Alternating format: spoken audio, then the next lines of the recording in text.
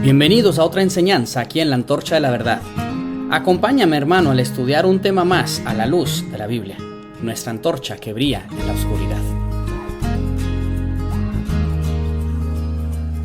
Le invito a que me acompañe a Mateo capítulo 16, versículo 18. Mateo 16, 18 dice: Yo también te digo que tú eres Pedro, y sobre esta roca edificaré mi iglesia, y las puertas del Hades no prevalecerán contra ella.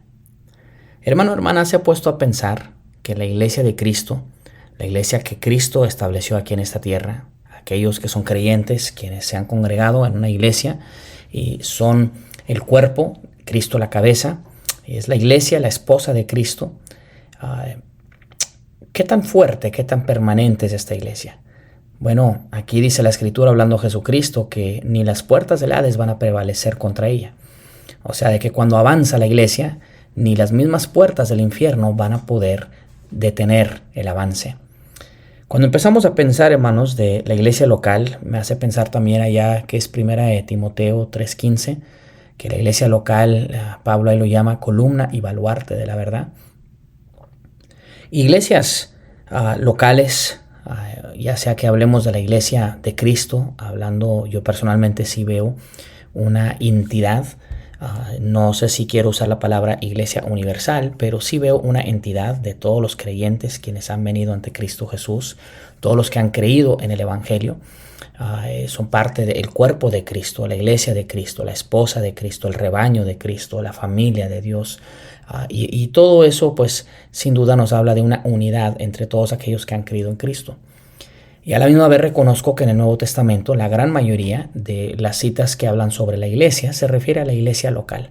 La iglesia de Jerusalén, la iglesia de Antioquía, la iglesia de Corinto, la iglesia de Éfeso, la iglesia de Filadelfia, la iglesia de Antioquía, de Pisidia también, la iglesia de Colosas, la iglesia de Filipos y así en adelante, ¿verdad? Creemos que sin duda alguna la iglesia local es la que lleva la atención de la mayor parte de las epístolas y los escritos del Nuevo Testamento. Pero quisiera en este día comentarle y hablar un poquito sobre el tema de la vida de una iglesia, particularmente en el sentido local, la vida de la iglesia local. Cuando hablamos de la fuerza, la resistencia, la existencia de una iglesia local ¿hasta cuándo dura? Cuando una iglesia llega a ser llamado iglesia y cuando una iglesia deja de ser ya una iglesia. Llega el momento donde una iglesia ya, por más que digan iglesia o templo en el muro, ya no es una iglesia cristocéntrica, una iglesia bíblica, entonces realmente ya no es iglesia. ¿En qué momento inicia un grupo de personas quienes se congregan y empiezan a tener servicios y a predicar la palabra, a celebrar la cena del Señor, el bautismo? ¿En qué momento llegan a ser literalmente una iglesia local? Bueno, estas son preguntas para la doctrina de eclesiología, que es la doctrina de la iglesia local. Y hay respuestas, hay una opinión, creo yo, que personalmente, así de forma resumida, que una iglesia local no necesita una cantidad de gente específico. Conozco pastores y personas que dicen que una iglesia tiene que tener mínimo 12 o 15 personas, tomando el ejemplo de los apóstoles. Otros dicen una iglesia tiene que tener terreno para ser iglesia. Una iglesia tiene que tener pastor para ser iglesia. Una iglesia tiene que tener un edificio para ser una iglesia. Una iglesia tiene que tener familias completas para ser una iglesia. Una iglesia tiene que tener diáconos para ser una iglesia. Todas estas ideas pues no son malas, pero no las veo en la palabra de Dios. Una iglesia sin pastor es precisamente eso, una iglesia sin pastor. Una iglesia pobre es precisamente una iglesia pobre. Una iglesia sin diáconos es eso. Una iglesia sin muchos hombres es eso, pero no deja de ser una iglesia. Entonces, una iglesia inicia cuando hay creyentes quienes han creído en el Señor Jesucristo, le han aceptado como su Salvador personal y se han unido en bautismo, unido en el sentido de que se han identificado con Cristo Jesús y la obra que Él hizo por ellos, y se han identificado el uno con el otro en esa doctrina en la cual han aceptado, han creído. Entonces, una iglesia local pues puede tener quizás 3, 4, 5, 6 personas, como puede tener docenas y hasta cientos y hasta miles. El número no es lo que hace una iglesia local una iglesia. Pero por el otro lado, cuando una iglesia deja de existir, cuando una iglesia deja de ser una iglesia. ¿En qué momento es una mentira decir esta es una iglesia de Cristo? ¿En qué momento tenemos que decir esa iglesia dejó de existir y por más que tengan el nombre en el muro, ya no es iglesia? Muchos pastores, muchos misioneros, muchos cristianos le temen a un gran escándalo, le temen a fallas morales, le temen a alguien que se robe el dinero de la iglesia, temen a una división gigantesca dentro de la iglesia. Y sí es cierto, estas cosas pueden destruir una iglesia, pero si somos sinceros, hermanos, en muchas de las ocasiones, una iglesia no es destruida por esas cosas grandes. Eso puede pasar, puede haber una explosión dentro del ministerio, una explosión que lleva a la destrucción de esa iglesia. Pero en muchas de las veces esas explosiones no pasan así. Más bien se van corrompiendo poco a poco, se van equivocando, se van cayendo poco a poco. Muy pocas veces iglesias mueren como una bomba, un estallamiento, sino que muchas veces mueren como un animal o una persona que se está ahogando y se está muriendo de hambre, poco a poco, hasta que queda completamente muerto. Hay asuntos que dentro de la iglesia, si no se checan, si no se registran y si no se detienen, pueden ahogarle la vida a una iglesia, pueden arrastrar hasta la muerte una iglesia local. Nosotros tenemos, hermanos, que empezar a considerar esto, ya que hay muchas iglesias que están cayendo, muchas iglesias que se están perdiendo en el camino, muchas iglesias que ya no parecen iglesias cuando entras, ya no se escuchan como iglesias, ya no practican lo de una iglesia. Y nosotros tenemos que preguntarnos, ¿son iglesias? ¿O son iglesias o son congregaciones o grupos que en algún momento eran una iglesia, mas sin embargo ahora han perdido esa entidad? Ahora solo son una reunión, ahora solo son un club, ahora son simplemente un lugar para pues juntarse, contemplar y mirar la necesidad que hay y pues quizás hablar de cómo pueden impactar el mundo, dar comida al pobre, vestir al desnudo, alimentar al hambriento y hacer buenas obras, quizás, pero al final de cuentas siguen siendo una reunión social, siguen siendo una concha de la iglesia que antes había, porque han perdido todas las entidades que los hace ser una iglesia. ¿Qué les pasó en el camino? ¿Por qué iglesias, después de tantos años de estar firmes y fieles, por qué de pronto pierden esa entidad? ¿Por qué o cómo una iglesia puede ser el cuerpo de Cristo, fuerte, estable, sano, creciendo, maduro, siendo útil en las manos de Dios? Y de eso llegan a un extremo donde ya ni siquiera se le puede llamar iglesia, donde ya el nombre de Dios no es exaltado, donde el evangelio ya no es predicado, donde personas ya no son transformadas. ¿Qué pasó? Bueno, no podemos ver todo el tema, no podemos tocar toda la enseñanza en una sola sesión, pero quisiera darle 5 razones o 5 maneras en las que una iglesia es matada. 5 maneras en las que una iglesia puede acabarse paso a paso, pedacito a pedacito. Y estas cosas que estamos a punto de mirar son piezas muy reales para muchos diferentes cristianos, muchas iglesias, muchos pastores y misioneros, y los que ya tenemos un poco de tiempo en el evangelio, podemos decir, si es cierto, he visto estas cosas destruir iglesias. ¿Qué 5 cosas pueden matar iglesias? ¿Qué 5 cosas pueden acabar? Y quizás usted va a decir, oye hermano, pero qué grandes cosas, que el enemigo atacando, ¿verdad? El pastor cayendo en adulterio, ¿verdad? ¿Qué grandes cosas son las que destruyen un ministerio? Pues hermano, ahí está el punto. Realmente no son las cosas grandes que muchas veces destruyen iglesias. Son las cosas pequeñas. Son las cosas que llegan y atacan, destruyen la relación de uno para con Dios y la relación de uno para con el otro. Vamos a mirar en lista estas 5 cositas, 5 pasos, 5 maneras en la que la iglesia de Cristo, las iglesias locales, pueden ser destruidas. Ahora recuerda, la iglesia de Cristo no es destruida y esa sigue avanzando. Pero así como el evangelio sigue para adelante, igual las familias, los matrimonios o los individuos que quedan atrás bien podrían perder el valor, la fuerza, perdón, la posición que tienen en su servicio. Ahora sí, como cuando hablamos de la salvación, el enemigo no me puede quitar mi salvación, pero sí puede quitarme mi gozo. No puede quitarme mi salvación, no puede quitarme la presencia de Dios, pero sí puede quitar mi utilidad. Y en ese sentido tenemos nosotros que contemplar. La iglesia de Cristo, realmente la iglesia de Cristo no puede morir, pero una iglesia local, una reunión de creyentes, ¿puede dejar de ser eso? Bueno, sí pasa, tristemente. ¿Cómo? Ahí le va. Número 1, 5 cosas que matan a una iglesia local. Número 1, chismes. Tolerando chismes. Hermano, el chisme es cuando una preocupación es adornada, cuando una preocupación es enmascarada, y en nombre de esa preocupación se malhabla de las personas, se les critica. Y hermanos, el problema está que cuando en una iglesia se tolera el chisme, cuando en una iglesia se tolera el hablar mal de otras personas, esto se convierte en algo silencioso, sutil y tóxico. Esto se convierte en un veneno que destruye todo lo que toca.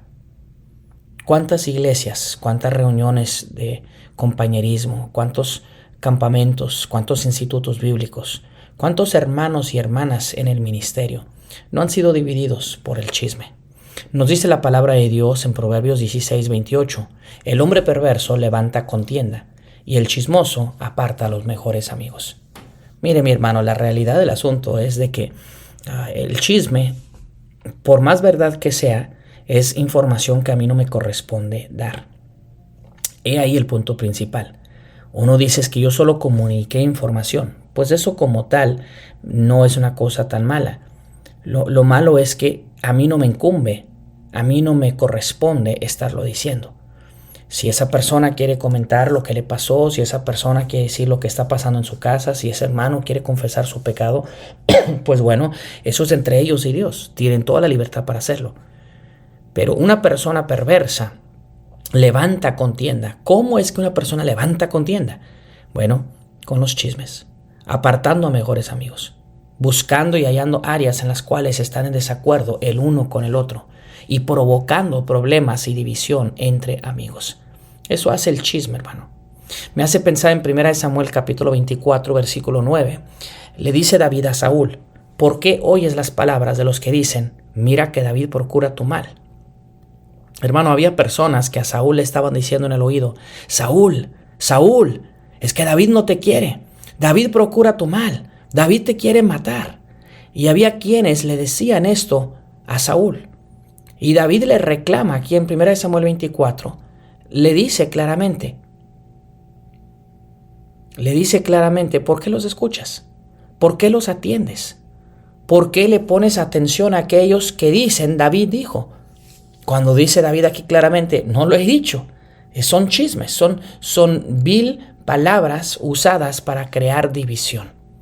Hermanos, el chisme separa, el chisme aísla, el chisme crea ahora sí sospechas, el chisme provoca división, no unidad.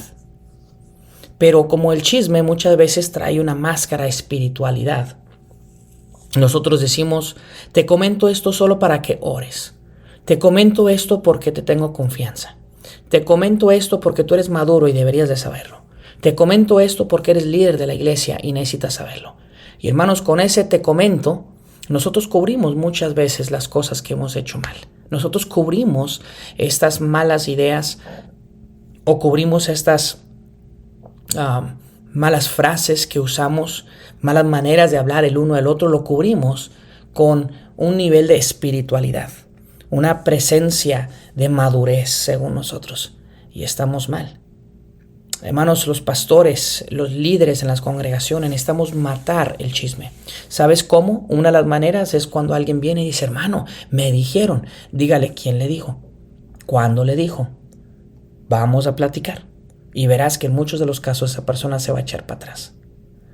Si es alguien que viene contigo y dice, mira, no le vayas a decir a nadie, pero ¿por qué no lo primero que tú dices? Mira, antes de que me lo digas a mí, te pregunto, ¿ya hablaste con fulano el del problema? Si no has hablado con fulano o mangano del problema, no me vengas a meter a mí en tus problemas. Habla primero con ellos. Hermano, nosotros tenemos que aprender a matar, a darle cuello al chisme. Tenemos que aprender de que el chisme nos destruye. El hablar mal de otros rebaja nuestro sentir, nuestro pensar y nuestra contemplación, cómo contemplamos, nuestra idea de otras personas. Nosotros necesitamos tener cuidado con la máscara de la falsa humildad. Pastores, necesitamos matar el chisme. No solo hay que predicar en contra del chisme, hay que confrontarlo con amor, con claridad y tempranamente, pero hay que confrontarlo.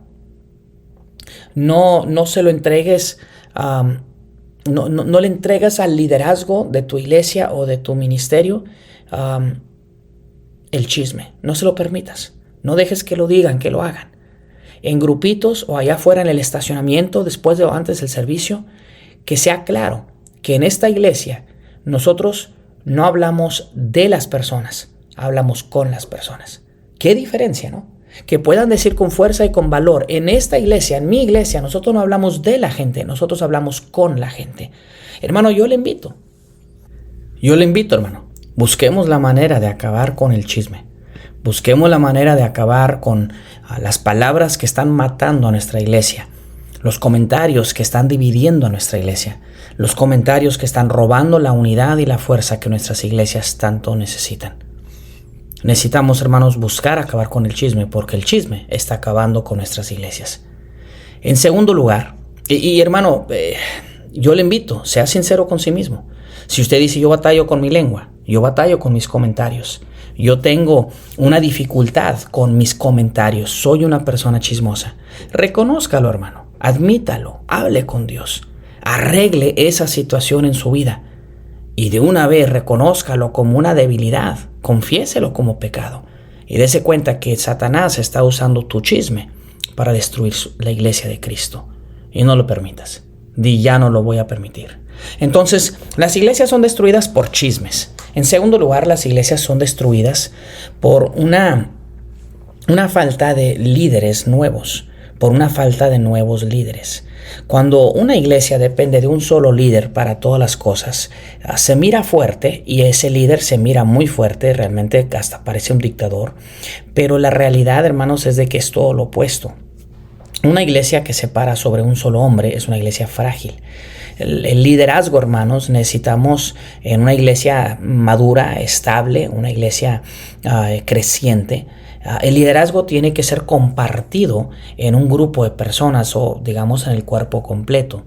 Un cuerpo saludable es un cuerpo que tiene las fuerzas y tiene las capacidades variadas dentro del mismo cuerpo.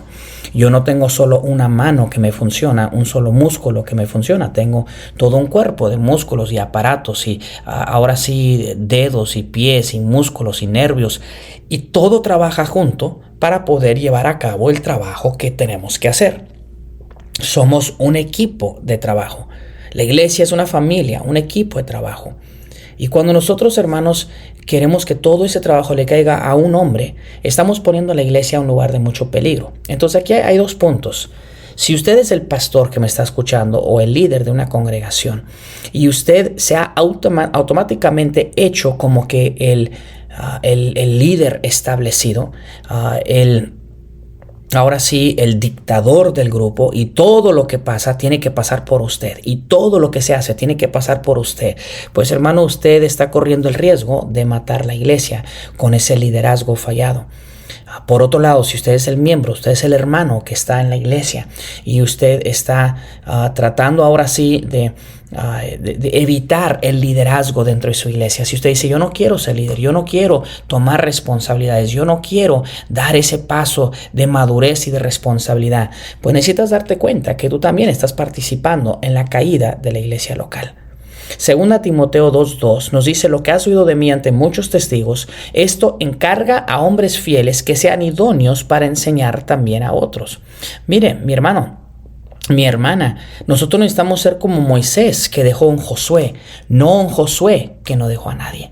Nosotros necesitamos aprender realmente el valor de tomar a una persona como Timoteo o como Tito o como Filemón y enseñar a estos jóvenes como Juan Marcos y tomar a estas personas que Pablo y que Bernabé, no se diga el Señor Jesucristo, tomaron el Señor Jesucristo, en su caso los discípulos, ¿verdad? Y los preparó para la próxima generación, los preparó para lo que viene y formó líderes dentro de ellos. Hermano, nosotros necesitamos saber que el modelo bíblico es formar líderes en la próxima generación. Esto es muy importante y es algo que es muy necesario hoy en día. Yo escucho de pronto personas dentro de la iglesia hablando del liderazgo y en vez de los comentarios que se hacen, a las cosas que se dicen, uno dice, ¿y eso de dónde? Eso no es bíblico, eso no es correcto, eso no es ni lógico. ¿De dónde sacaron esa frase? Y hermanos, lo que veo que está faltando cada vez más es líderes dispuestos a ponerse de pie y decir, mira, lo que has dicho está mal, lo que has expresado está mal, te estoy corrigiendo porque te amo, porque te quiero y porque quiero que seas un buen líder. Hermanos, en toda iglesia hay personas que quieren ser líderes, unos por las razones equivocadas y otros por las razones correctas. Más bien, muchas las veces las personas que son buenos líderes no son aquellos que buscan el puesto. Muchas veces la persona que busca el puesto no es el mejor líder, es una persona orgullosa que lo único que quiere es que lo vean como líder. Pero una persona que realmente es un buen líder muchas veces se humilla, muchas veces se queda en la sombra, no busca el puesto, no busca el lugar. Pero el modelo bíblico, hermanos, es liderazgo generacional. El modelo bíblico es cada generación tiene sus propios líderes y esos líderes son entrenados por los líderes de esta generación y así se va de generación en generación formando liderazgo y preparando a la próxima generación para que ellos se puedan levantar y ellos puedan comprometerse con la necesidad del momento y trabajar y avanzar. Ahora, levantar líderes no se trata de levantar tu iglesia. Y esto es muy importante. Y hermano pastor, consiervo, usted que me escucha, levantar líderes, no estamos hablando de que tú vas a levantar tu ejército, tus soldados, tu gente que piensen igual que tú y tú estás formando tu imperio. No, hermanos, estamos hablando, hermanos, de levantar la iglesia. Estamos hablando de levantar la iglesia local. Y de la misma iglesia local, Dios se va a encargar de llamar hombres y jóvenes y mujeres y señoritas y personas que pueden y quieren trabajar porque Dios ha puesto una carga en su corazón que así sea. Y sabe, es muy importante que nosotros entendamos de que la iglesia es de Cristo, no es mi iglesia. La iglesia es de Cristo, no es la iglesia del pastor. La iglesia es de Cristo, no es la iglesia de una cierta denominación o de un comité o de un diácono que tiene toda la vida ahí o el tesorero que tiene toda la plata, el dinero. No. La iglesia le pertenece a Cristo, número uno, y número dos, le pertenece a la congregación, le pertenece a la familia. Y hermano, hermana, usted que es parte de una iglesia, yo le invito, sea parte de levantar liderazgo. Prepárese como líder. Escuche y atienda a los demás cuando de pronto Dios los levanta y los encamina como líderes. Dales el respeto que se merecen. Sueña con ser un líder tú. Sueña con el hecho que tus hijos puedan llegar a ser líderes también. Hermanos, una iglesia que no establece liderazgo es una iglesia que se va a morir. Una iglesia que no sabe reproducir su liderazgo es una iglesia que no va a poder aguantar, no va a poder tolerar. Entonces necesitamos, pues ahora sí, número uno, necesitamos sacar a los chismosos, porque el chisme mata a la iglesia. Segunda, necesitamos entender que una falta de liderazgo dentro de la iglesia local también puede matar la iglesia local. En tercer lugar, la iglesia local es matada, hablando de iglesias locales, obvio, sabemos que la iglesia de Cristo no es matada, eso ya lo dijimos, pero las iglesias locales, en este caso, pueden ser también matadas por ignorar la próxima generación. Mire, hermanos, cada iglesia está a una sola generación de la extensión. ¿A qué nos referimos? Nos referimos que en esta misma generación se podría acabar todo lo que hay. En esta generación se podrían desanimar todos. En esta generación se podrían quedar en ceros y ya nunca jamás avanzar. Puede ser posible que así sea, porque hay iglesias que en una sola generación se acaben. Pero hermanos, por la gracia de Dios y por el enfoque en doctrina y por el crecimiento que se busca tener, una iglesia puede mantenerse, puede crecer, puede pasar a la segunda, tercera, cuarta y quinta generación. Pero hermanos, tenemos nosotros que preocuparnos de la generación que viene. Una iglesia que muere, una de las razones que muere es porque deja de mirar, deja de preocuparse, deja de pensar en la generación que viene. Es una realidad. Los niños se ignoran y se van muriendo los niños en una forma espiritual. Los jóvenes se les ignora su necesidad y se les ignora los temas importantes para ellos y poco a poco ellos se van acabando. Los jóvenes adultos, los ancianos de la iglesia, aquellos abuelitos y abuelitas que de pronto ahí estuvieron al pie del cañón por tantos años y ahora se están olvidando.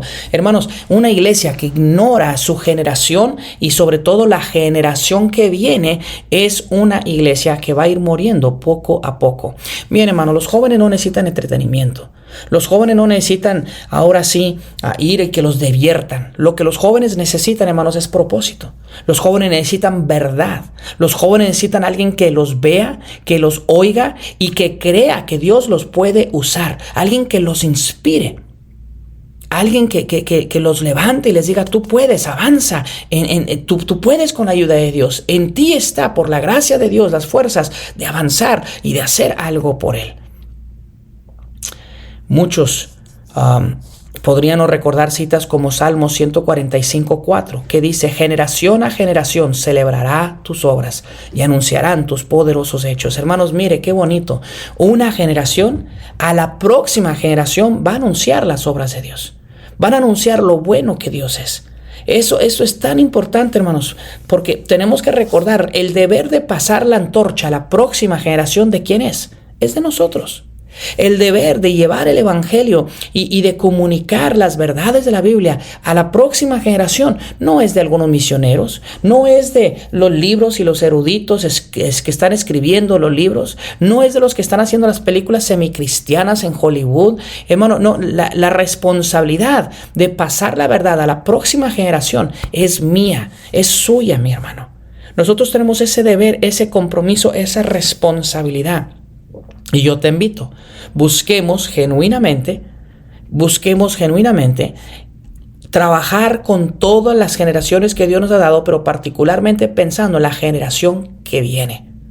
Mi hijo, mi hija, nieto, nieta, déjate cuento lo que Dios ha hecho. Déjate cuento las bendiciones que Dios me ha dado. Hermano, hoy Dios me respondió de una manera muy bonita. Respondió a una oración que teníamos y una provisión para una camioneta allá en Aruba. Y hermanos, tengo que decirlo. Dios, gracias. Y yo estoy alabando a Dios y estoy emocionado porque Dios está respondiendo. Y veo a mis hijos y veo a los jóvenes de la iglesia y veo a los varones y veo a los nuevos cristianos. Y hermano, a veces quiero gritarles y decirles, hey, mira lo que Dios está haciendo. Mira lo que el Señor está haciendo. Mira cómo Dios cuida. Mira cómo Dios provee.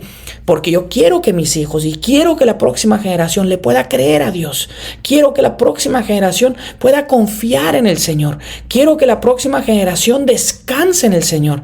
Y ellos pueden hacer eso cuando ven que Dios obra en mi vida. Ellos pueden ver y escuchar como yo les cuento de la grandeza de Dios.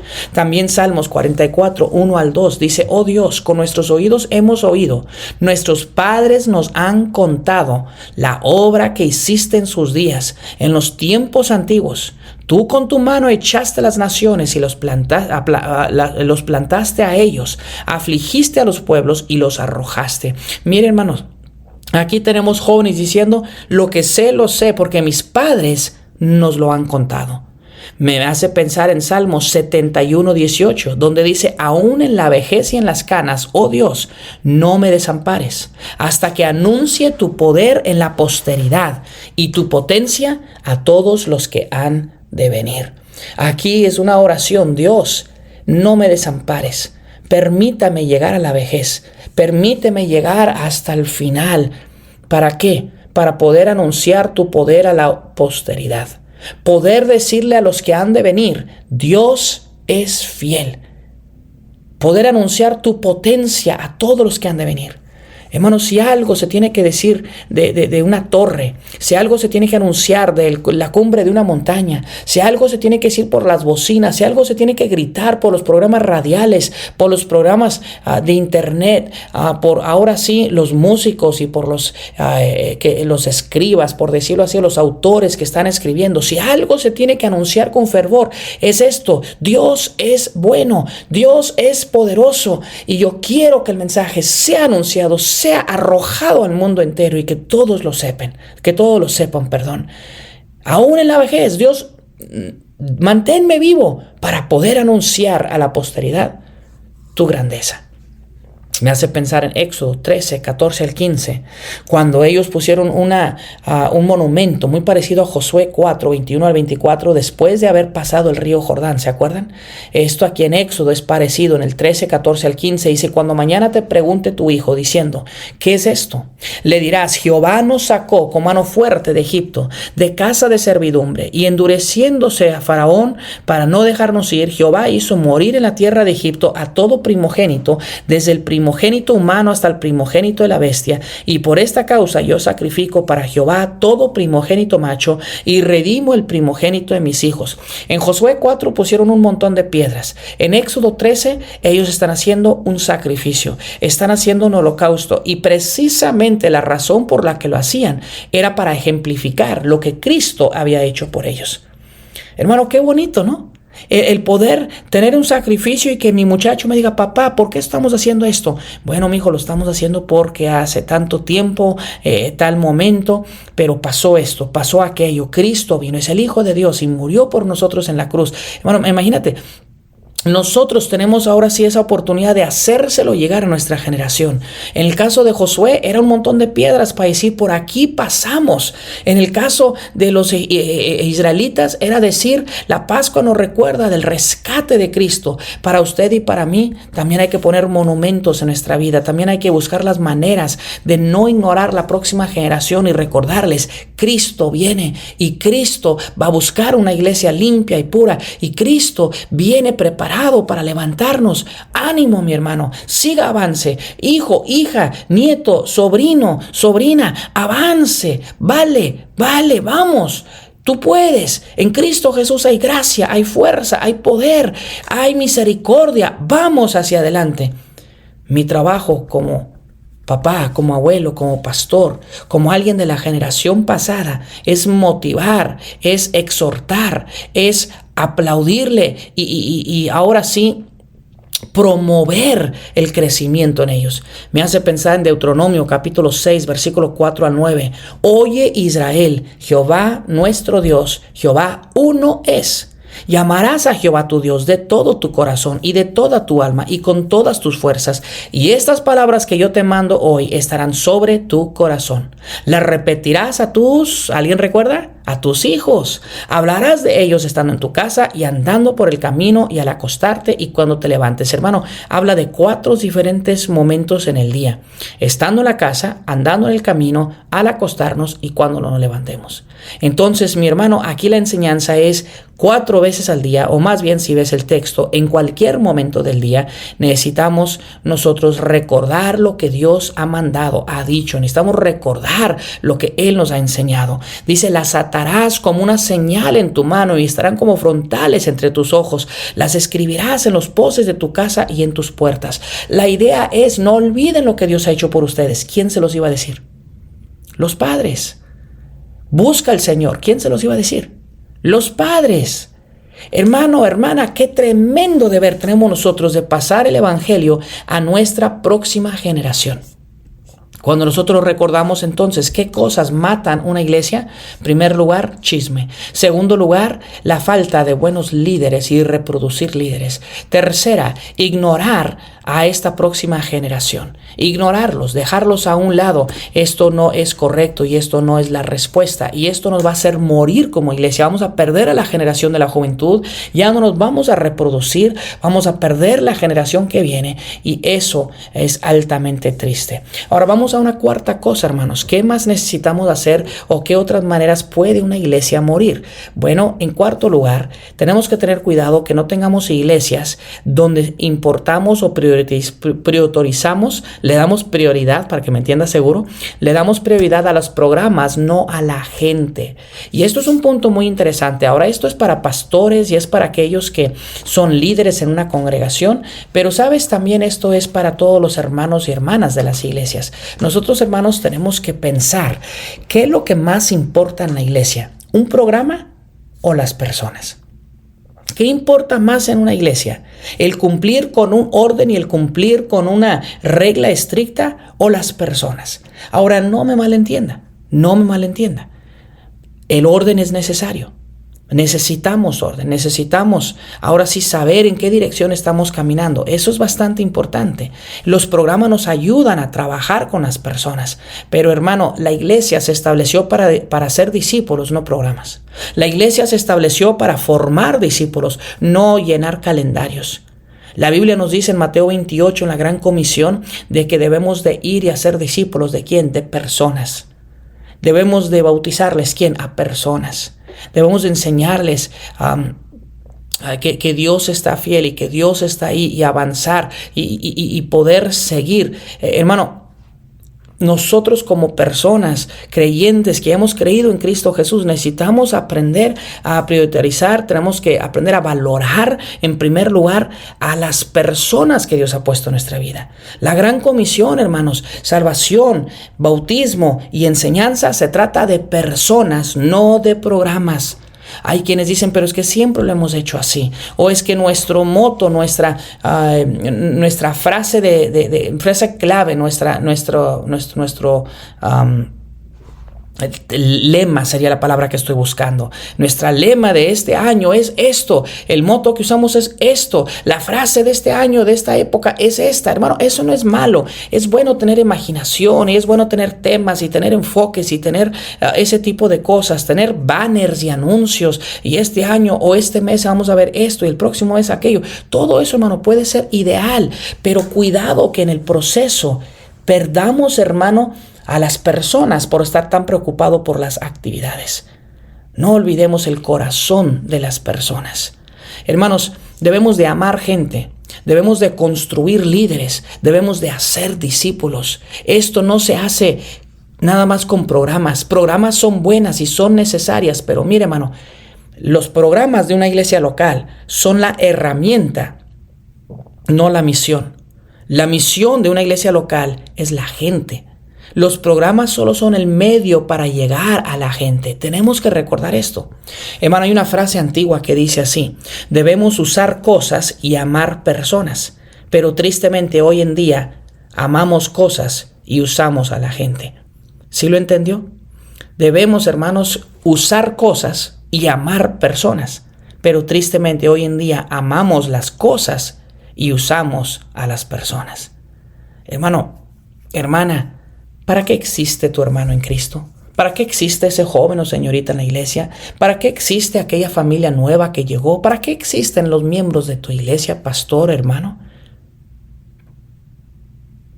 Ellos son el enfoque, ¿no? Ellos solo son un relleno, ellos solo son números para decir tuve tanta gente.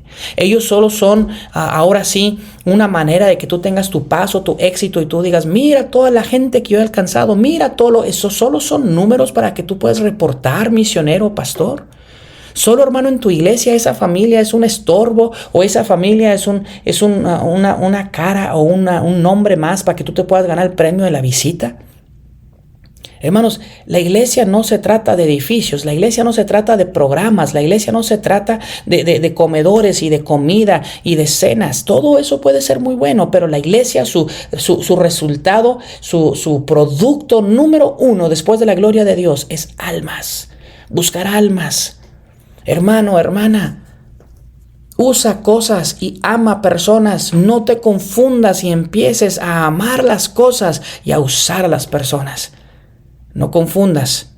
Ahora sí, la misión y la manera para llegar a cumplir la misión. Entonces, hermanos, hemos visto 4 cosas. Vamos a ver la quinta y ahí terminamos por hoy. Hermanos, tenemos aquí, ¿qué destruye una iglesia local? Número 1, chisme.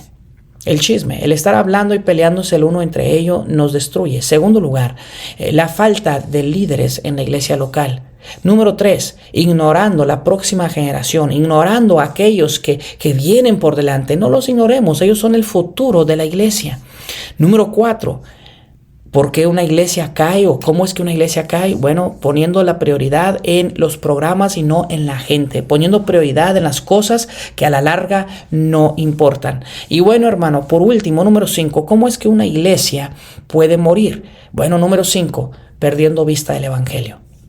Perdiendo vista del evangelio. Y hermanos, para empezar así de entrada, el evangelio es las buenas nuevas de Cristo Jesús. El evangelio es Cristo vino a morir por mí porque soy un pecador. Si yo me arrepiento y creo en Cristo Jesús, seré salvo. El evangelio, de la manera que usted lo quiera explicar, pero eso es el núcleo, eso es la respuesta básica de lo que viene siendo el evangelio de Cristo Jesús. Y dijo Pablo, no me avergüenzo del evangelio de Dios porque es poder de Dios, es poder de salvación a todo aquel que cree, al judío primeramente y también al griego. Hermanos, el evangelio ahora sí debe ser el enfoque en la iglesia local.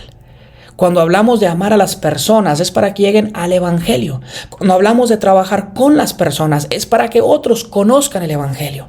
Apoyamos misiones para que otros conozcan el evangelio. Hacemos programas y actividades para que la gente conozca el evangelio. Hermanos, el evangelio tiene que ser céntrico a todo lo que hagamos en la iglesia. Y cuando una iglesia pierde de vista el evangelio, esto es un asesino que nos va a matar con seguridad. Hay iglesias que se han alejado del evangelio y muy pocas veces lo hacen inmediatamente. Muchas las veces lo hacen poco a poco, a poco a poco. Y esa es una realidad. Nosotros tenemos que reconocer, hermanos, que ahora sí todos los ismos que han entrado en la iglesia, todas las ideas y filosofías que han entrado, hermano, no van a cambiar ni un alma. No van a rectificar ninguna vida. Usted puede llevar la gente ahora sí a lo que viene siendo meditación. Usted los puede llevar ahora sí a confesión con un hombre. Usted los puede llevar, hermano, a enseñarles de que tú eres un ser moral, en ti está el bien, y tranquilizar sus corazones y sus mentes. Tú puedes llevarlos ahora sí a un sentir de un yin yang, si me permite usar esa palabra. En ti está el bien, solo tienes que encontrarlo y ahora sí despertar ese humanismo que ha llegado a nuestra sociedad. Todo esto son opciones. La psicología, la consejería, todas estas cosas son cosas que a lo mejor en sí no son malas, pero cuando nosotros dependemos de estas cosas para cambiar nuestra vida o para rescatar al mundo perdido, estamos equivocados, porque el mundo no va a ser rescatado, no va a ser cambiado, no va a ser transformado por esos ismos o por esos remedios humanos que nos hemos inventado. El evangelio es el remedio que este mundo necesita. Y cuando una iglesia pierde de vista el evangelio, es ahí cuando esa iglesia empieza a caer, empieza a acabarse. Gálatas capítulo 1 versículo 6 dice Pablo: estoy maravillado de que tan pronto os hayáis alejado del que os llamó por la gracia de Cristo para seguir un evangelio diferente. No hay un evangelio diferente. No hay un evangelio que exista fuera del evangelio de Cristo Jesús. Pero estos judíos estaban buscando. Estos judíos habían aceptado una doctrina o habían aceptado una forma de pensar o de trabajar, pero lo habían hecho fuera de las escrituras. Lo habían hecho con, ahora sí, otros consejos, otra información, otro ángel o autoridad llegó y les dijo, y dice Pablo, aunque un ángel venga y les diga, aunque un ángel venga y les dé otra verdad, otro evangelio, entre comillas, no les creas. No les creas. Hay un solo evangelio. Hermanos, nosotros necesitamos mantener el enfoque en nuestra iglesia sobre el evangelio verdadero de Cristo Jesús. Hermanos, el evangelio no es nada más cómo iniciamos la vida del cristiano. No, no, no, no, no. El Evangelio es cómo nosotros creímos en Él. Es cómo crecemos en Él y cómo compartimos la verdad de la salvación. El Evangelio lo es todo. Debemos mantenerlo central, hermanos, en nuestra vida y nuestros ministerios. Debemos predicarlo con claridad a todas aquellas personas que nunca lo han escuchado. Debemos protegerlo valerosamente en contra del enemigo y las falsedades. Debemos de defender la buena y sana doctrina del Evangelio de Cristo Jesús. Debemos celebrarlo con frecuencia, con gran frecuencia, celebrar la salvación que Cristo me ha dado, expresarlo, cantarlo, decirlo, hacerlo amablemente y con paciencia y todo lo que usted quiera, pero decirlo, hermano, celebrar la salvación del Evangelio en Cristo Jesús y hacerlo con frecuencia. Entonces el Evangelio, hermanos, el Evangelio, hemos visto 5 cosas, entonces volvemos al inicio, quiero que esto no lo olvide. La iglesia local, ¿cómo es que puede ser destruida? Recuerda, la iglesia de Cristo no puede ser destruida, esa permanece y sigue, pero iglesias locales, iglesias donde nos congregamos, iglesias donde estamos, hay muchas que se han acabado, muchas que han cerrado, muchas que han dejado de operar. ¿Cómo es que una buena iglesia local puede ser destruida? Y esto no es una lista exhaustiva, hermano, pero son 5 ideas muy buenas. Número 1, cuando toleramos el chisme. Tú toleras el chisme, tienes la posibilidad de arruinar tu iglesia. Hermano, hermana, no juegues con el chisme. No juegues con palabras falsas. No juegues ahora sí con lo que dijeron, con lo que comentaron, con lo que pensaron. No lo hagas, no lo hagas. Cuidado con el chisme. Arráncalo, sácalo, confronta el chisme. Acaba con ello. Segundo lugar, una iglesia se muere cuando faltan líderes, cuando no se establecen buenos líderes. Número 3, una iglesia se puede ir acabando cuando ignoramos la generación que viene, como también la que está pasando. Ignoramos a aquellos que están ahora sí, que están por venir, que están por tomar nuestro lugar. Ellos necesitan escuchar de nosotros las maravillas de Dios. Y hermanos, número 4, necesitamos tener cuidado de priorizar, de poner en primer lugar. Estoy batallando con la palabra, ¿verdad? Pero poner en primer lugar, hermanos, programas y no gente. Programas son buenísimos, pero nunca pongas programa por encima de las personas. El ministerio se trata de la gente, no de la actividad. Y hermanos, número 5, una iglesia muere cuando pierde de vista el Evangelio. No pierdas de vista el Evangelio. Manténlo central, predícalo con claridad, protégelo valerosamente y celébralo con frecuencia. ¿Sabe? El Evangelio es noticias para todo aquel que nunca ha creído. En Cristo Jesús puede tener salvación, vida eterna y es hecho parte de la iglesia de Cristo. Muy pocas veces iglesias mueren de la nada. Muy pocas veces iglesias mueren de un día a otro. Típicamente es un proceso. Mueren de muchas heridas pequeñas. Mueren de mucha tolerancia. Mueren por muchas falsas doctrinas e ideas. Esto, mi hermano, entra poco a poco como una levadura, entra como un pecado, que pequeñito, como los coyotitos que se acaban las viñas, ¿verdad? Dice la Escritura, entran con las cosas pequeñas y poco a poco dominan todo el escenario y acaban con ello. Mire, si usted mira alguna de estas cosas, si en tu vida hay amargura, si en tu vida estás perdiendo de vista el Evangelio, si en tu vida te importan más las actividades que la gente, si te importa más ganarte el premio que ayudar a otros a crecer, si en tu vida, tu iglesia, mi hermano, están olvidando trabajar con los viejos o con los nuevos discípulos y evangelizarlos y prepararlos, si en tu iglesia eres partícipe de que no hay líderes y estás dudando de los líderes y estás pisoteando a los nuevos que están aprendiendo, si esto eres tú, si tú estás haciendo esto, yo te invito, reconócelo como pecado, confiésalo como pecado y dile al Señor, Señor, yo no quiero ser parte de una iglesia que se muere. Yo no quiero ser parte de una iglesia que se desborona. Yo quiero ser parte de una iglesia que crezca, que sea genuina y que avance. Mi hermano, si no estás en una iglesia, estás mal.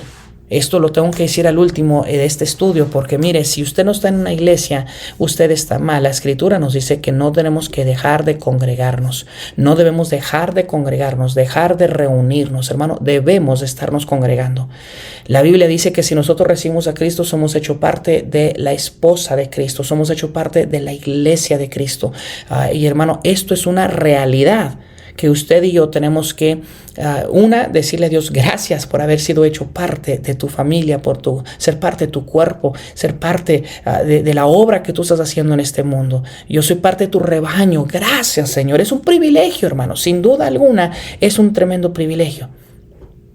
Ahora, ese privilegio que Dios te ha dado de ser parte de una iglesia, ¿qué estás haciendo con ello?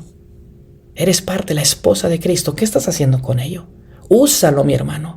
Usa el privilegio que tienes. Usa ahora sí ese lugar que Dios te ha dado como parte de la iglesia de Cristo Jesús. Y cuando veas las cosas que empiezan a acabar y empiezan a destruir la iglesia local, haz tu parte de luchar en contra de ello.